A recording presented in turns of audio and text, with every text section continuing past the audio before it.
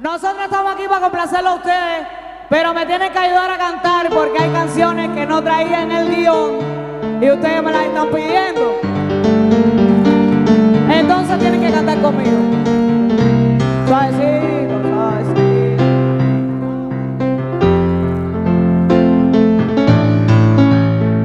Amiga mía, le estoy llamando precisamente porque soy la mujer, ese hombre que le está engañando, diciendo que solamente si usted, amiga mía, bien se equivoca, y ya que llama no le mentiré, y aunque para nada me importa. ¿Cómo puedes admitirme y echarme en cara que sabías que era casado? Que quita que con el tiempo también te lo haga y pases por lo que yo he pasado. Señora, soy libre, no tengo ni perro ni gato, lo conocí y me encantó. Tal vez él buscaba en la calle lo que en su casa no encontró. Ese hombre y nadie me lo quitará, y lo que pueda se lo llevará. Y por lo mío voy a luchar, ese hombre es mío, solo mío, y la que más pueda se lo llevará. Ese hombre es mío, mío, mío, y nadie me lo quitará.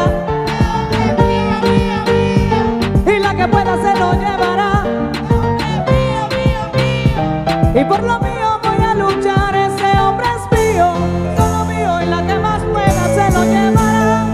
Ese hombre es mío y no lo voy a perder. Haz lo que tú quieras, yo lucharé también. Parece mentira que seas mujer, no te lo imaginas, pregúntale a él. Fin de la conversación. Dice que este hombre es mío, mío, mío, y nadie me lo quitará. Y la que pueda se lo llevará. Ese hombre es mío, mío, mío, y por lo mío voy a luchar. Ese hombre es mío, solo mío, y la que más pueda se lo llevará. Ese hombre es mío, solo mío.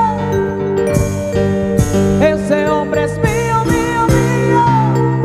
¿Sabes qué te digo? Lo mejor es sin estrés, que seamos felices los tres.